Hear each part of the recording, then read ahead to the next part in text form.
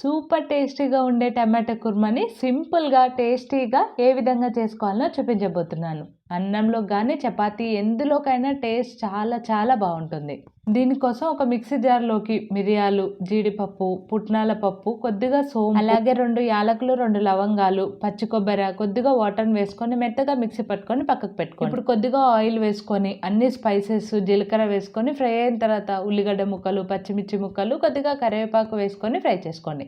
ఇప్పుడు ఇందులోకి పసుపు, కారము, ధనియాల పొడి వేసుకొని ఇది కొద్దిగా ఫ్రై అయిన తర్వాత మిక్సీ పట్టుకున్న పేస్టు, కొద్దిగా వాటరు, కొద్దిగా ఉప్పు వేసుకొని కలుపుకొని మూత పెట్టుకొని ఇది మరిగించుకోండి. ఇది ఇలా మరుగుతూ ఉన్నప్పుడు కట్ చేసి పెట్టుకున్న 4 టమాటోల్ని ఇందులోకి వేసుకొని మళ్ళీ కలుపుకొని మూత పెట్టుకొని టమాటోలు కొద్దిగా మగ్గి ఆయిల్ సపరేట్ అవుతున్నప్పుడు స్టవ్ ఆఫ్ చేసుకొని కొద్దిగా కొత్తిమీర చల్లుకున్నారంటే మన టమాటా కుర్మా రెడీ అయిపోయింది. టేస్ట్ చాలా చాలా బాగుంటుంది. ఒకసారి ట్రై చేయండి.